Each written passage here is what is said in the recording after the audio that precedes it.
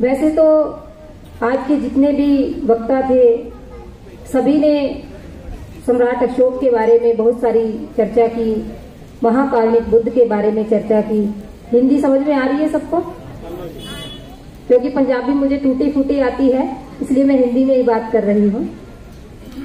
तो जो बातें आज हुई है यहाँ पर, सम्राट अशोक के बारे में भी हुई है, महाकारुणिक बुद्ध के बारे में भी, बाबा साहब के बारे में भी, और एक नाटक की प्रस्तुति भी हुई है। बहुत अच्छी बात है कि हमें जितनी भी जानकारी हो वो लोगों तक पहुँचानी चाहिए, लेकिन सही जानकारी ही हमें लोगों तक पहुँचानी चाहिए। तो मैं थोड़ा सम्राट अशोक के बारे में बताऊंगी पहले आप लोगों को कि सम्राट अशोक ने बहुत सारे युद्ध जीते, बहुत सारे उन्होंने युद्धों में विजय प्राप्त की। लेकिन जो कलिंग का युद्ध था वो कलिंग के युद्ध से ऐसे ही नहीं बदले। जब वो युद्ध करने के बाद में उन्होंने कलिंग राजा को मार दिया, और उनको मारने के बाद में जब वो वहां के महल में प्रवेश करते हैं तो उस जो कलिंग थे उनके राजा की जो बेटी थी कलिंगा, वो महल के दरवाजे पे तलवार लिए खड़ी थी। उसने सम्राट अशोक को अंदर नहीं जाने दिया। उसने कहा कि अगर आप भले ही आपने मेरे पिता को मार दिया है, भले ही आपने लाखों सैनिकों को मार दिया है, भले ही आपने अपने आप कहते हो कि मैंने विजय प्राप्त कर ली है, लेकिन इस महल के दरवाजे के अंदर मैं आपको तभी जाने दूंगी जब आप मेरे साथ युद्ध करेंगे। सम्राट अशोक ने कलिंगा से कहा, पद्मा नाम भी था उनका, कि सम्राट महिलाओं पे तलवार नहीं उठाते हैं।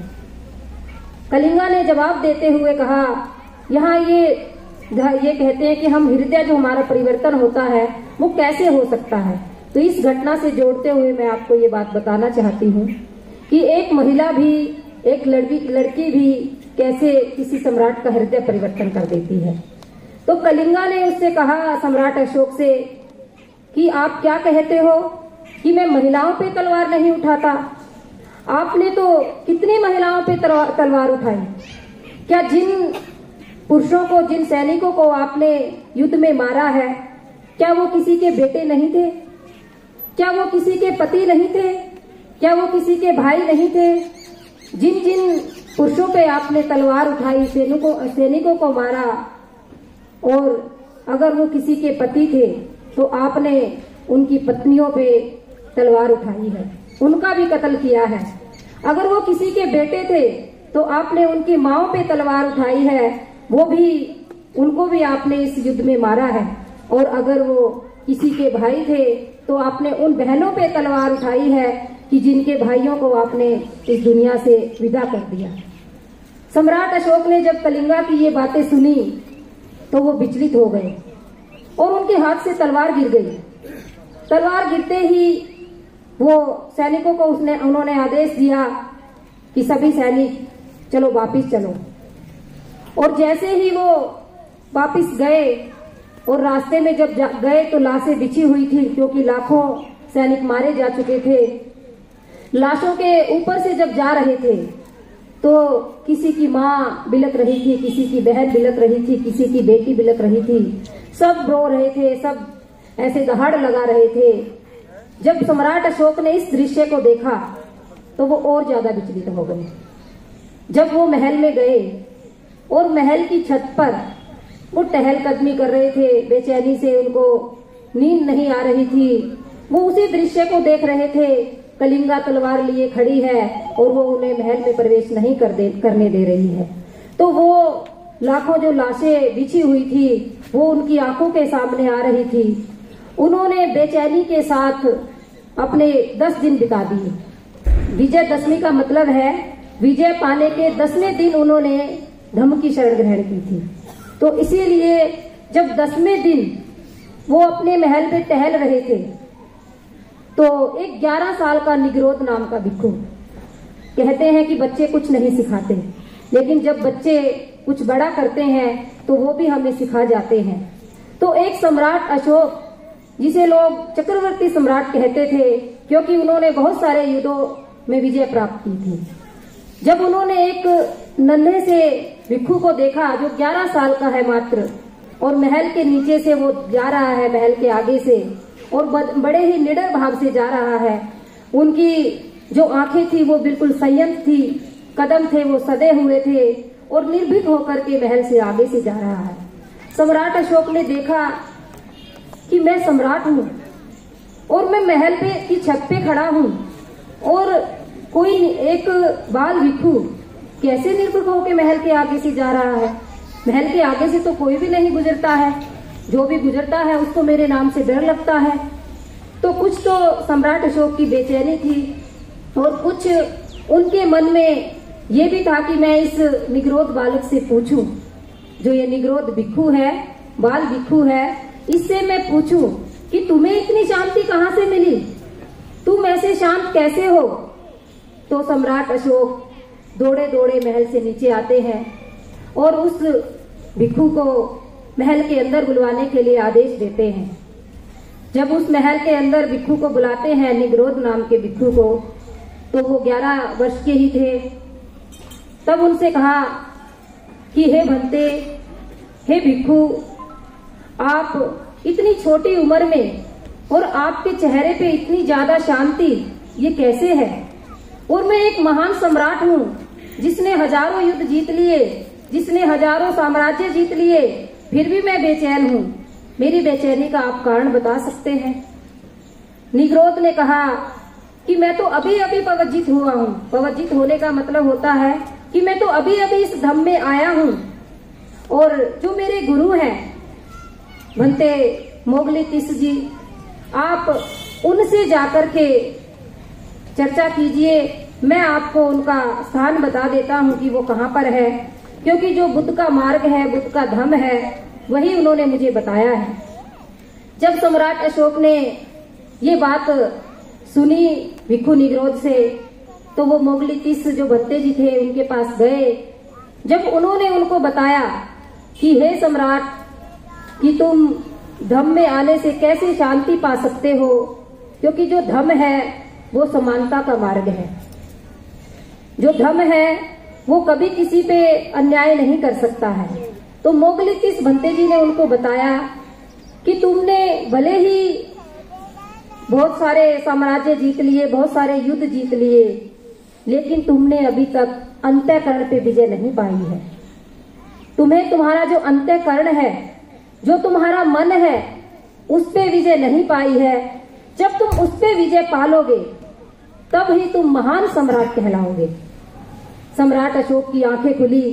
कहते हैं एक भी शब्द अगर किसी के मन के अंदर गड़ जाए तो वो व्यक्ति बदल सकता है। तो सम्राट अशोक ने जब भंते मोगलीतिस की ये बात सुनी कि क्या मैंने अंतःकरण पे विजय नहीं पाई, तो सम्राट अशोक ने कहा कि हे भंते, आप बताएं कि मैं अंतःकरण पे विजय कैसे पा सकता हूँ। तो भंते ने कहा कि धम्म की शरण में आकर के, महाकारुणिक बुद्ध की शरण में आकर के तुम अपने अंतःकरण पे विजय पा सकते हो। और महाकारुणिक बुद्ध की शरण में आने का मतलब क्या है? करुणा और मैत्री का आप संचार करें, अपने अंदर करुणा जगाए, अपने अंदर मैत्री जगाए। जो भी मानव है, प्राणी है, सभी के प्रति आपके मन में करुणा होनी चाहिए। युद्ध नहीं है, करुणा होनी चाहिए। अगर आप करुणा अपने मन में जगाएंगे तो आप अपने अंतःकरण पे विजय पा लेंगे। सम्राट अशोक ने ये बातें सुनी और सम्राट अशोक अपने काम में लग गए। उनको समझ आ गया कि मुझे जो धम्म का साम्राज्य है उसको खड़ा करना है। बुद्ध ने जो साम्राज्य खड़ा किया, जो धम्म का साम्राज्य है, बुद्ध ने खड़ा किया, उसी साम्राज्य को मुझे दोबारा से खड़ा करना है और मुझे इस पर काम करना है। कहते हैं जब इंसान बदलता है तो वो पूरी तरह से बदलता है। और सम्राट अशोक भी जब बदले तो इतना बदले कि उन्होंने मानवों को तो छोड़ो, जो पशु पक्षी हैं उनके तक के लिए चिकित्सालय खुलवाए। और पानी पीने के लिए जो स्थान थे, पहले पानी पीने का कोई स्थान नहीं होता था, पानी पीने के लिए बावड़ियां बनवाई कि जिसमें मनुष्य भी पानी पी सकता है और जो पक्षी हैं, पशु भी नीचे उतर के पानी पी सकते हैं। आपके इधर मुझे नहीं पता है या नहीं है, लेकिन आप राजस्थान साइड में जाएंगे आपको पानी पीने की बावड़ियां मिलेंगी। पानी जो आज भी वहां पर ऐसे की ऐसे मिलती हैं, आज भी वहां पर पक्षी पानी पीते हैं। तो सम्राट अशोक ने इतने सारे कार्य किए कि धम्म के लिए चिकित्सालय है, जो भी उनके काम थे, कि जैसे राजमार्ग नहीं थे उस समय में, राजमार्ग बनवाए। जितने भी धम्म के कार्य हैं, करुणामयी कार्य हैं, कल्याण करने के कार्य हैं, वो सारे कार्य किए। और सम्राट अशोक ने कहा कि अभी तक तो मैंने राज्यों पे राज किया था, लेकिन अब मैं अपनी प्रजा के दिलों पे राज करूंगा। और यही उन्होंने किया कि इतना सारा कार्य किया और अपनी प्रजा के दिलों पे राज किया। तो एक दिन ऐसे ही सम्राट अशोक महल में बैठे थे, भिक्खु मोगली तिस्स भी उनके साथ में बैठे थे।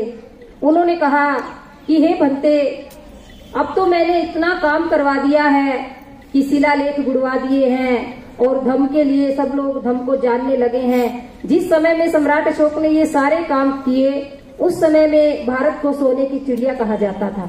क्यों कहा जाता था? क्योंकि सभी एक समान थे। किसी के प्रति उन्होंने सब युद्ध बंद करवा दिए थे। सब जो भी लोग थे उनको कहा कि किसी का कोई शोषण नहीं करेगा। सारे यज्ञ बंद करवा दिए थे। जो पशु पक्षियों को मारते थे, बलि देते थे, ये सब पे रोक लगा दी थी। और इसके बाद में एक दिन जब महल में बैठे और भिक्खु मोगली तिस्स से कहने लगे कि मैंने इतने सारे काम किए, अब तो मैं धम्म का दायद बन गया हूँ। अब तो आप मुझे कह सकते हैं कि मैं धम्म का सच्चा दायद हूँ। तो भिक्खु मोगली तिस्स ने कहा कि हे सम्राट, आप एक अच्छे सम्राट बन गए हैं, आप एक अच्छे उपासक बन गए हैं, लेकिन आप धम्म के दायद नहीं बने हैं। धम्म का दायद कौन होता है? धम्म का दायद वही बनता है कि जो अपनी औलाद को भी धम्म में पवित्र करवा देता है। जब ये बात सम्राट अशोक ने सुनी और इस बात को सम्राट अशोक के बेटे भी सुन रहे थे महल के दूसरे उसमें, तो जब उनको पता लगा कि मेरे पिताजी इस बात से चिंतित है कि वो धम्म के दायद नहीं बन पाएंगे, और धम्म के दायद वो तभी बन सकते हैं कि जब उनकी औलाद धम्म में दीक्षित हो जाएगी। दीक्षित होने का मतलब कि वो भिक्खु बन करके काम करेगी, यानी कि गृह त्याग कर देगी। तब उनके जो बेटे थे महेंद्र, उन्होंने कहा कि पिताजी आप मुझे आज्ञा दीजिए कि मैं घर छोड़ करके, महल छोड़ करके मैं भिक्खु बन करके काम करूं। तो सम्राट अशोक बड़े खुश हुए, क्योंकि जो इतना ज्यादा धम्म में श्रद्धा रखते हो, धम्म के लिए ही उन्होंने अपना जीवन पूरा बदल लिया हो, तो वो एक मिनट भी नहीं सोचेंगे कि मैं अपने बेटे को भिक्खु ना बनने दूं। उन्होंने अपने बेटे को भिक्खु बनाया और उनका बेटा भिक्खु बन गया। महेंद्र भिक्खु बन करके उन्होंने धम्म का प्रचार प्रसार करने लगा। जैसे ही बेटा भिक्खु बना, आज हम कहते हैं कि आज भी महिला और पुरुष में भेद है। आज भी बाबा साहब के संविधान के बाद भी हमारी सामाजिक व्यवस्था ये कहती है कि महिला पुरुष एक बराबर नहीं है। संविधान में बाबा साहब ने कह दिया कि महिला पुरुष बराबर है। महाकाणिक बुद्ध कह गए कि महिला पुरुष बराबर है, और जो भी हमारे महामानव है उन्होंने कोई फर्क नहीं किया, उन्होंने कहा कि महिला पुरुष बराबर है। और इसी बराबरी को देखते हुए जब सम्राट अशोक की बेटी संघमित्रा, जब उन्होंने ये बात रखी कि हे पिताजी, क्या भाई ही बन सकता है आपका वो भिक्खु, मैं नहीं बन सकती? तो उन्होंने कहा कि संघमित्रा तुम भी बन सकती हो, मेरे लिए महेंद्र भी ऐसे ही हैं, तुम भी ऐसी हो, लेकिन तुम्हारी बेटी अभी बहुत छोटी है। संघमित्रा की बेटी सिर्फ 6 महीने की थी जब वो भिक्षुणी बनी। जब उन्हें कहा कि तुम्हारी बेटी बहुत छोटी है, तो संघमित्रा ने कहा कि पिताजी, जिसके पिता सम्राट हो उसको अपनी बेटी की चिंता करने की क्या जरूरत है? कि जिसके पिता सम्राट है, जो पूरी प्रजा का ध्यान रखते हैं, तो क्या उसकी बेटी का ध्यान नहीं रख सकते? ये बात कह करके संघमित्रा ने भी अपने पिता से आज्ञा ली और उसने भी गृह त्याग किया और भिक्षुणी बनके श्रीलंका में धम्म की ध्वजा लहराई। आप सभी शायद जानते हैं। तो देखिए, आज से 2000 साल पहले का ये इतिहास बताता है कि उस समय में महिला पुरुष में कोई भेद नहीं होता था। और अगर हम आज के परिवेश की बात करते हैं, आज आप इतने सारे बैठे हैं, अगर आज आपसे कहा जाए कि आप धम्म के दायद बनना चाहेंगे, आप अपने बेटियों को क्या बनाना चाहेंगे? आप अपने बेटे बेटियों को हर वो अफसर बना देंगे, हर चीज बनाना चाहेंगे, लेकिन अपने बेटे बेटियों को अगर कहेंगे कि जो महामानव आए थे उनके मिशन को आगे बढ़ाने के लिए आपको अपने बेटे बेटियों को दान करना है, तो सारा समाज पीछे हट जाएगा। और फिर हम कहते हैं कि समाज आगे नहीं आ रहा है, हमारा धर्म आगे नहीं आ रहा है, हमारे धर्म में आगे बढ़ नहीं पा रहे हैं। क्यों नहीं बढ़ पा रहे हैं? क्योंकि हम लोग अपने बच्चों को अगर वो बुरी संगति में है उसको सुधारने का प्रयास तो करेंगे कि वो सुधर जाए। कोई शराब पीता है, कोई कुछ भी करता है, लेकिन उसको 10 दिन के लिए, 20 दिन के लिए, महीने के लिए भिक्खु नहीं बना सकते हैं। कहेंगे नहीं, भिक्खु बन गया तो घर से चला जाएगा, हमारा क्या होगा?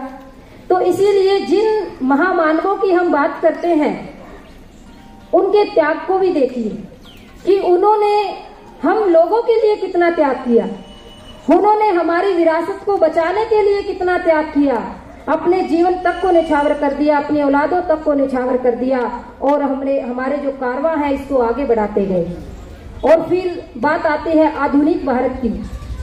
आधुनिक भारत में अगर हम बात करते हैं महामानव बाबा साहब डॉक्टर अम्बेडकर की, जिन्होंने 1956 में नागपुर में दीक्षा ली, लाखों लोगों के साथ उन्होंने आह्वान किया कि मैं इस नरक से मुक्ति पा रहा हूँ, जो भी इस नरक से मुक्ति चाहता है, जो पुराना नरक है, वो मेरे साथ खड़े हो जाए और मेरे साथ ही बोले कि बुद्धं शरणं गच्छामि। और सभी लोग, जितना भी पंडाल था नागपुर के उसमें मैदान में, दीक्षा भूमि में, एक भी व्यक्ति बैठा नहीं रहा, सारे का सारा पंडाल खड़ा हो गया और गूंज उठा बुद्धं शरणं गच्छामि की इस गूंज से। और बाबा साहब के साथ इतने लोगों ने वहां पर दीक्षा ली, लेकिन दीक्षा तो ले ली, दीक्षा के बाद में जो बाबा साहब चाहते थे वो नहीं हो पाया।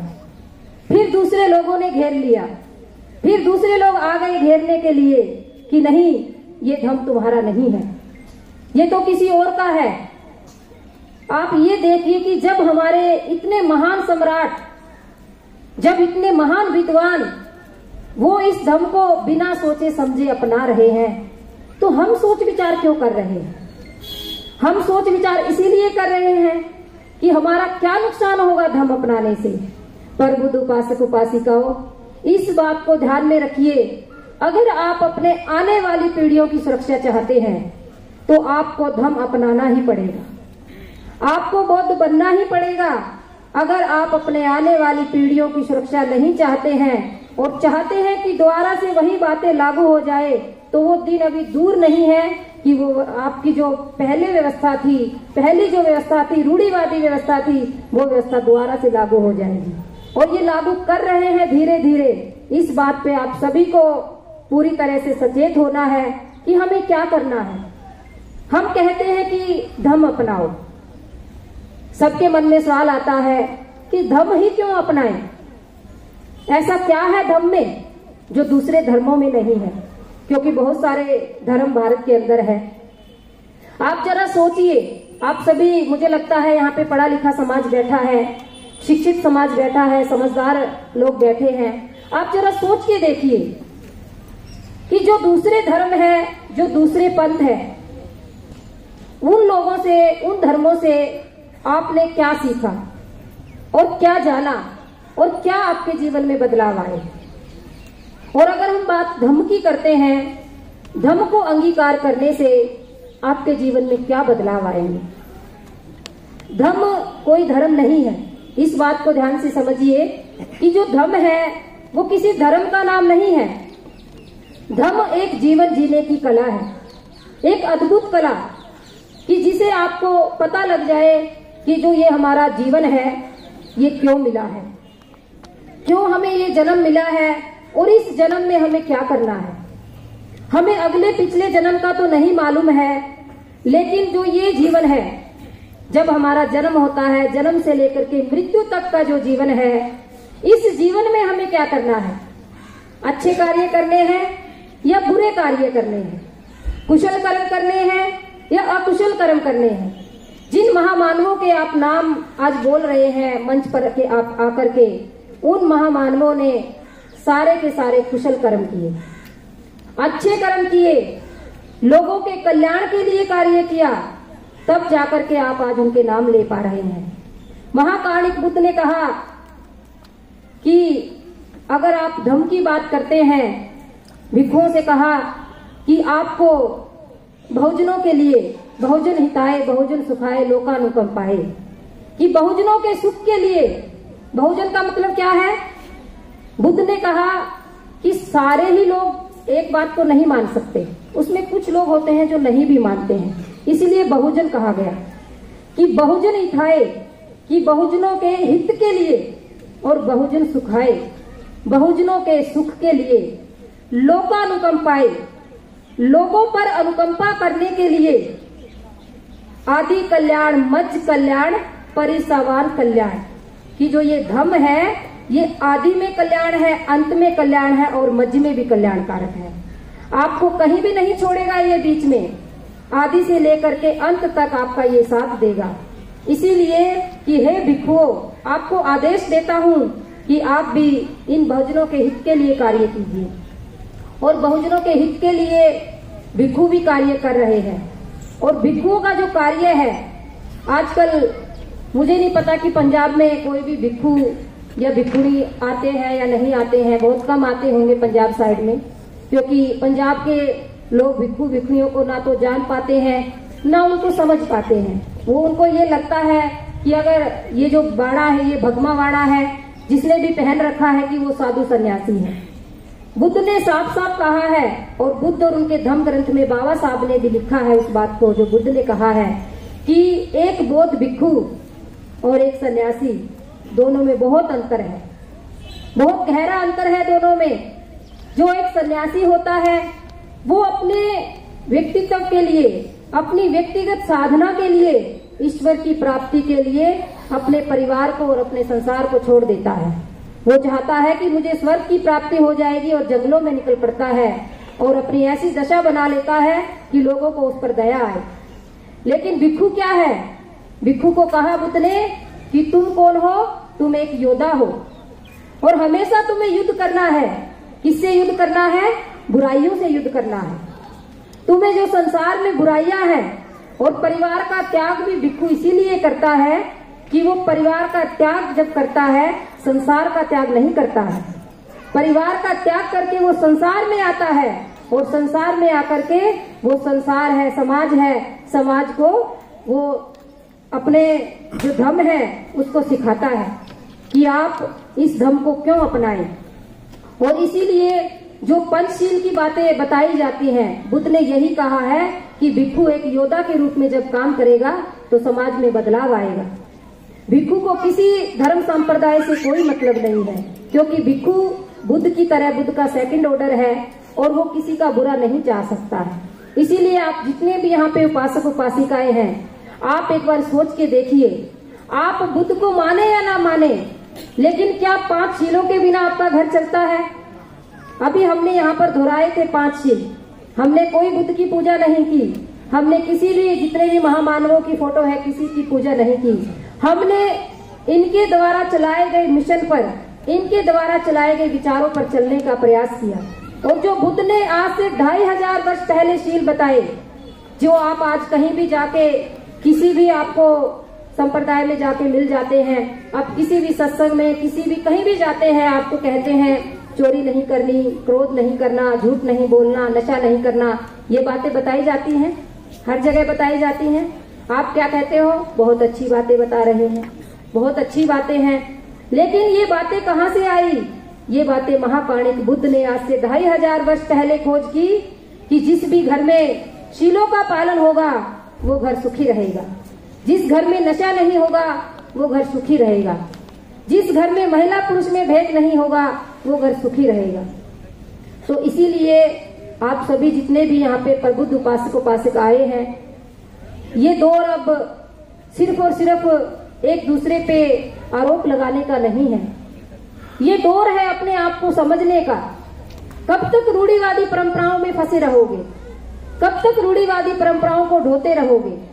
कब तक आपके मन में ये रहेगा कि आज डर पैदा होता रहेगा कि कोई हमें आत्मा परमात्मा से मिलवा देगा, कोई हमें स्वर्ग की सैर करवा देगा, अभी थोड़े दिनों में कौन सा त्योहार आने वाला है, हिंदुओं का करवा चौथ का त्योहार। आपके जितने भी पढ़े लिखे लोग हैं, सभी के घरों में सबकी महिलाएं उनकी लंबी उम्र के लिए व्रत रखेंगी।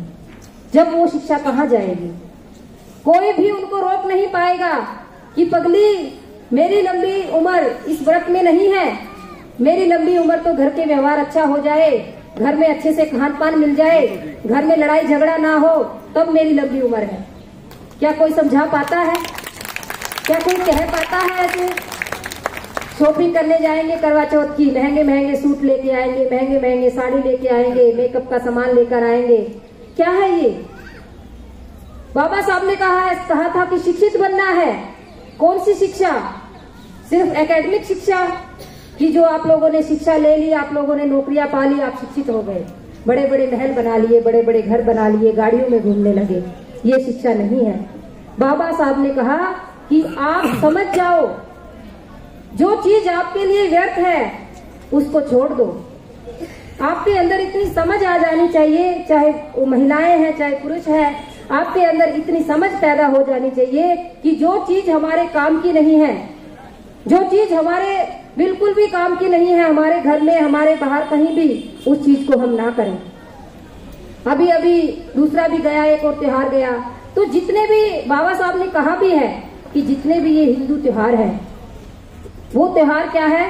आपके ऊपर जो दूसरे शासक वर्ग है उनके थोपे गए हैं, उन्होंने थोपे हैं आपके ऊपर और आप निभा रहे हो। हमारा उत्सव आज है। आज हमारा उत्सव कौन सा है?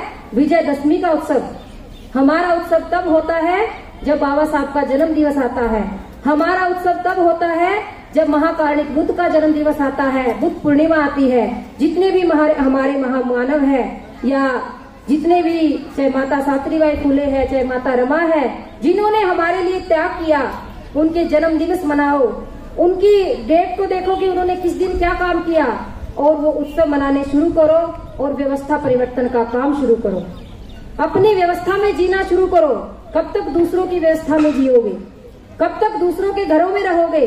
इसीलिए अपनी व्यवस्था का निर्माण करना है, और अपनी व्यवस्था का निर्माण जब ही कर पाओगे जब आप ये बात समझ पाओगे कि हमें घर में छोटे संस्कार से लेकर के बड़े संस्कार तक कैसे करने हैं। चाहे जन्म संस्कार है, चाहे मृत्यु संस्कार है, चाहे विवाह संस्कार है, कोई भी संस्कार है, जब आप ये बात समझ जाएंगे कि ये हमारी व्यवस्था है, हमें हमारी व्यवस्था की उसमें ही काम करना चाहिए, तब ही आप धम्म को अंगीकार कर पाएंगे। और बाबा साहब ने एक बात और कही थी, जो ये नागपुर का भाषण है, इसको आप सभी आज लेकर जाना और इसको पढ़ना। ये नागपुर में जब बाबा साहब ने दीक्षा ली थी, 15 अक्टूबर को ये भाषण दिया था कि हम बौद्ध क्यों बने। और इसमें बाबा साहब ने साफ साफ बात कही कि मुझे कोई अंधभक्त नहीं चाहिए। जो अंधभक्ति के साथ कहीं भी आप चले जाते हो, मुझे नहीं चाहिए वो अंधभक्त। अगर धम्म में आना है तो सोच समझ के आना। आपको सोच समझ के आना पड़ेगा। अपने जो हृदय को पूरी तरह से निडर बना करके आना पड़ेगा, निर्भय होकर के आना पड़ेगा, क्योंकि धम्म में कोई डर नहीं है। धम्म कोई डर नहीं बताता है कि अगर ये नहीं करोगे तो ये नुकसान हो जाएगा। तो इसीलिए आपको पूरी समझ बूझ करके धम्म को अंगीकार करना है, और धम्म अंगीकार करोगे तो हमारे सारे महापुरुषों को साथ लेकर चलोगे। पंजाब में और हरियाणा में, मैं हरियाणा से ही बिलोंग करती हूँ, इसीलिए थोड़ा सा मैं गुरु रविदास जी पे भी जिक्र करूंगी। पंजाब और हरियाणा में ये बड़ी एक विडंबना है, क्योंकि जब भी हम कहीं जाते हैं तो कहते हैं ये बौद्ध भिक्षु आ गए, ये बौद्धों को मानने वाले आ गए। लेकिन प्रबुद्ध उपासक उपासिकाओं, इस बात को मत भूलना, जो दूसरे लोगों की आप बात करते हैं वो 33 करोड़ देवी देवताओं को साथ लेकर चलते हैं। कभी झगड़ा नहीं करते वो कि ये हमारा है, ये तुम्हारा है। और हमारे अपने ही लोग क्या कहेंगे, ये बुद्ध वाले हैं, ये अम्बेडकर वाले हैं, ये रविदास वाले हैं। बांट दिया महापुरुषों को, महामानवों को भी बांट दिया। आज से 2500 वर्ष पहले बुद्ध ने कहा कि अगर आप अपने मन को निर्मल करेंगे तो आपके सारे काम अच्छे हो जाएंगे। मन पे ही बात कही कि सबका मन निर्मल होना चाहिए। मन से ही व्यक्ति अच्छे काम करता है, मन से ही व्यक्ति बुरे काम करता है। मन पे बात कही आज से 2500 वर्ष पहले बुद्ध ने, और मन को ही लेकर चले। और उसके बाद में अगर हम बात करते हैं गुरु रविदास जी की, गुरु रविदास जी ने भी मन पे ही बात कही कि मन चंगा तो कठौती में गंगा। कितने लोग मानते हैं कि मन चंगा तो कठौती में गंगा? कितने लोगों के मन चंगे हैं? आप में से कितने लोगों के मन चंगे हैं? मन चंगा होने का मतलब क्या है कि हमारे मन में किसी के भी प्रति ईर्ष्या, द्वेष, नफरत, क्रोध ये चीज नहीं होनी चाहिए। और हम तो तुरंत नफरत पाल बैठते हैं। हम तो तुरंत एक दूसरे से कह देते हैं कि वो ये है, वो ये है। तो इसीलिए अगर हम सही मायने में बात बुद्ध की करते हैं, सही मायने में बात गुरु रविदास जी की करते हैं, और सही मायने में बात कबीरदास जी की भी करते हैं, तो तीनों ही महापुरुषों को पढ़कर देखना, तीनों ही महापुरुषों पे सर्च करके देखना कि तीनों की बातें कितनी मेल खाती है।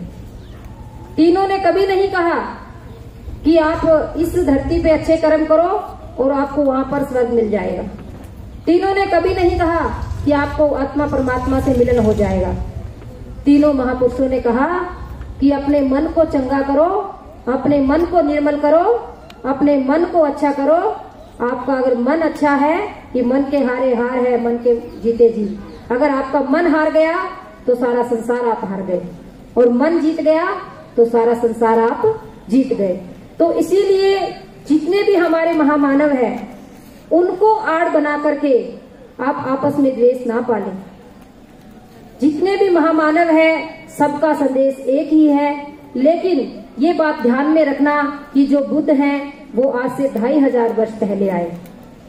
उन्होंने जो भी इस सृष्टि पर रचना की, जो भी उन्होंने खोज की, आज हम जो भी जहां भी जाते हैं, सिमरन भी करते हो आप लोग, नाम भी आपको कुछ लोग दे देते हैं, बहुत सारी चीजें यहाँ पर हो गई है, अलग अलग पंथ बन गए हैं। आप जरा उनको गहराई से सोच के देखो कि वो लोग बुद्ध को कितना पढ़ते हैं। उन्होंने बुद्ध को पढ़ा, इसीलिए ध्यान साधना में से सिमरन को निकाल लिया और तुम्हें कह दिया कि सिमरन करो, नाम रटो। एक मन को कहाँ अटका दिया? नाम पे। आपका मन नाम रटता रहेगा तो मन में वही बात चलती रहेगी। लेकिन आज से 2500 वर्ष पहले बुद्ध ने क्या कहा? सांसों को देखो, आप अपनी सांसों को देखो, ध्यान में बैठो तो आपको अपने मन की अनुभूति हो जाएगी। आप अनुभव कर पाएंगे कि हम क्या है और हमने क्या खोया और क्या पाया है। तो इसीलिए जो 2500 वर्ष पहले ध्यान साधना थी, मेडिटेशन थी, जिसे मेडिटेशन भी कहा जाता है, वो आज हमारे समाज से लुप्त हो गई है। और उसको पुनः जीवित करने के लिए परम श्रद्धेय भिक्षु डॉक्टर करुणाशील राहुल जी ने दिल्ली में बहुत बड़ा शिविर लगाया है। वैसे तो छोटे शिविर लगते ही रहते हैं। 1000 सामनेर, सामनेर का मतलब होता है सीखने वाला। जो मैंने पहनावा पहना हुआ है इसे चिवर बोलते हैं। 1000 लोगों का सामनेर शिविर लगेगा।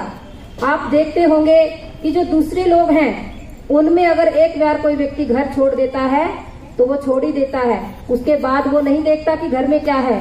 लेकिन बुद्ध ने मध्यम मार्ग बताया, बुद्ध ने बीच का रास्ता बताया कि अगर आप परमानेंट भिक्षु नहीं बनना चाहते, 10 दिन के लिए अनुभव लीजिए कि भिक्षु जीवन क्या होता है। 10 दिन के लिए अनुभव कीजिए कि धम्म क्या होता है। 10 दिन में आप पूरा धम्म सीख जाएंगे।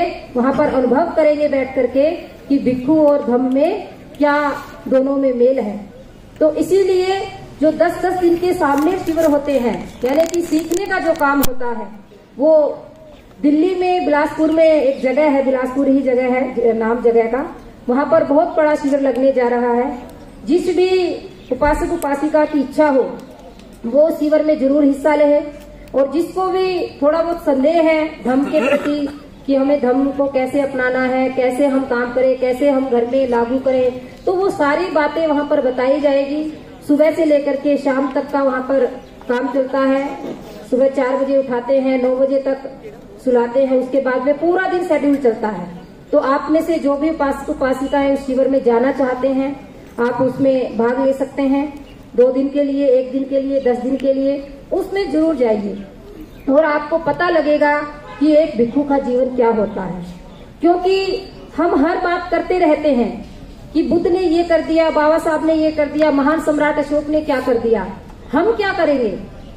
हमारी भी तो कुछ जिम्मेदारी है, हमने भी तो यहाँ पर जन्म लिया है।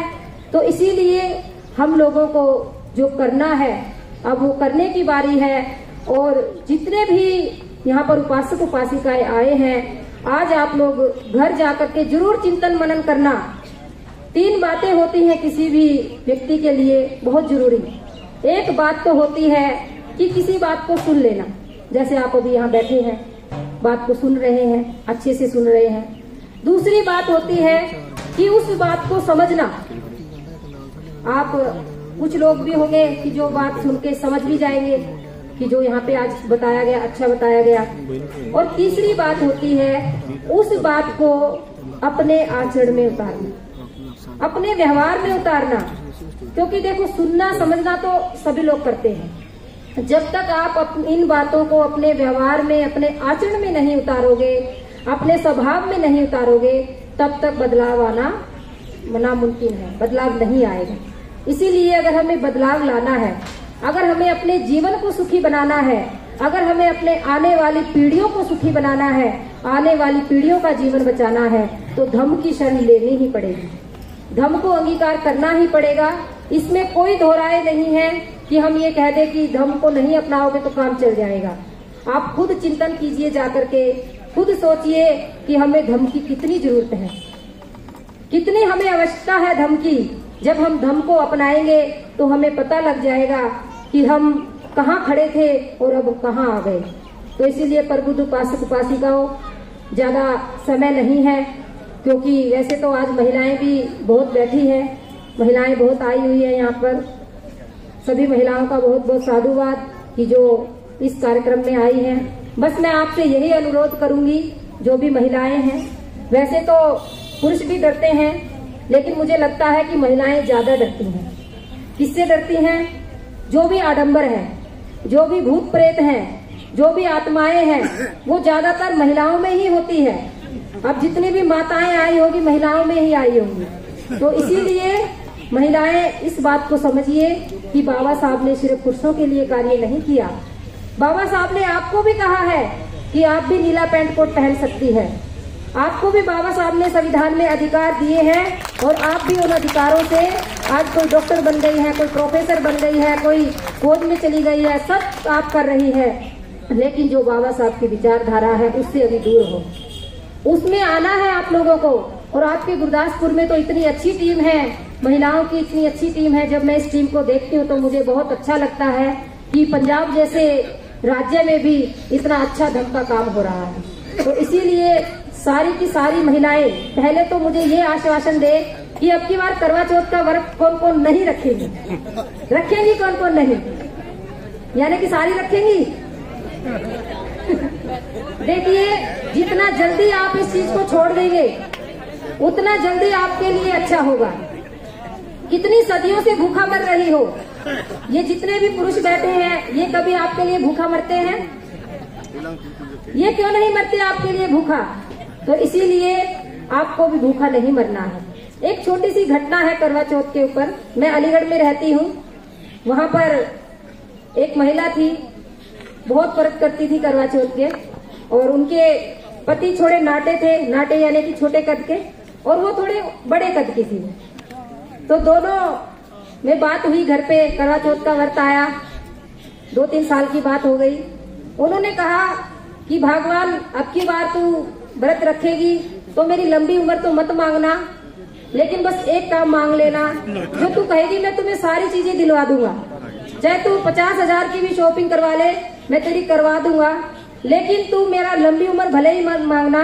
बस मैं जब तेरे साथ चलता हूँ तो मुझे बहुत शर्म आती है, क्योंकि तू लंबी है और ऊपर से हिल पहन लेती है, मैं छोटा हूँ, हमारे लिए तो हिल भी नहीं बनवाई है, तो मेरी थोड़ी सी 1 या 2 इंच उम्र मांग ले, वो ये हाइट मांग लेना, मेरा कद मांग लेना कि मैं तुम्हारे जितना ही हो जाऊं, और मुझे लंबी उम्र नहीं चाहिए। तो पत्नी का जवाब आता है, पागल हो गए हो, ऐसे कद भी कोई बढ़ता है क्या? तुम्हारा जितना कद है उतना ही तो रहेगा। तो पुरुष जवाब देता है, यही तो मैं कह रहा हूँ कि इतने दिनों से भूखी मर रही हो, जब कद नहीं बढ़ सकता है 1 इंच, तो इतने साल लंबी उम्र कैसे बढ़ जाएगी? तो इसीलिए प्रबुद्ध उपासिकाओं थोड़ा समझो कि कब तक इन आडंबरों को ढोओगी। जो हमारे महामानव कहकर गए हैं, अपने आप को इस काबिल बनाओ कि ना तो आपको व्रत रखने की जरूरत पड़े और ना आपके जो जीवन साथी है उनको अपनी उम्र कम करने की जरूरत पड़े। क्योंकि घर में अगर सुख शांति होगी तो उम्र अपने आप बढ़ जाती है। घर में अगर सुख शांति होगी तो आपके पति की ही नहीं, आपकी सास की भी लंबी उम्र होगी। तो इसीलिए पति के साथ साथ सास की उम्र का भी ध्यान करो कि अगर आपके घर में हमें सुख शांति लानी है, अच्छा व्यवहार करना है, अच्छा खान पान रखिए। कई घरों में तो मैंने देखा है व्रत वाले दिन भी झगड़े हो जाते हैं। करवा चौथ का व्रत रखा होता है और उधर से झगड़े होते हैं, तू मर क्यों नहीं जानता, तू पंजाबी में तो ऐसा ही कहते हैं ना, जैसी जैसी गालियां दे देंगे व्रत के दिन भी, और ऊपर से व्रत रखा हुआ है। तो इसीलिए इन आडंबरों से बाहर आइए, इन रूढ़िवादी परंपराओं से बाहर आना है। और आज मेरा पंजाब में आना सफल होगा कि अगर महिलाएं पंजाब की जो यहाँ बैठी है वो तो कम से कम व्रत ना रखें। हम सोचेंगे कि हम पंजाब में गए थे और हमने इतना काम तो कर लिया कि कुछ महिलाओं ने तो व्रत करने छोड़ दिए। तो यही उम्मीद है, बस इन आडंबरों को जल्द से जल्द छोड़ दो। बस आडंबरों को छोड़ना और व्यवहारिक रूप में रहना, दिखावा ना करना, यही धर्म है। बस एक दूसरे के साथ अच्छा व्यवहार करो। कहते हैं बुद्ध कि एक व्यक्ति का दूसरे व्यक्ति के साथ अच्छा संबंध होना चाहिए। बस यही तो धर्म है, धर्म और कुछ नहीं है। अगर आप ये सोचते हो कि धर्म पता नहीं क्या है, धर्म का मतलब क्या होता है? अच्छा रास्ता, अच्छा मार्ग। आप अच्छे मार्ग पे चलिए तो आप धार्मिक हो जाएंगे। अगर आप अच्छे मार्ग पे नहीं चलेंगे तो आपको क्या कहेंगे कि वो अच्छे मार्ग पे नहीं चलते हैं, वो अधार्मिक इंसान है, वो सही इंसान नहीं है। तो अच्छे मार्ग पे चलना है। तो पुनः आप सभी का बहुत बहुत साधुवाद। आप सबने मेरी बात को बड़े ध्यान से सुना। और पुनः जो भी गुरदासपुर की टीम है उनको भी मैं बहुत बहुत साधुवाद दूंगी। और सभी को विजयदशमी की पुनः मंगल कामनाएं। आप सभी पर महापाणिक बुद्ध की अनुकंपा बनी रहे। भवतु समंगलम, भवतु समंगलम, भवतु समंगलम।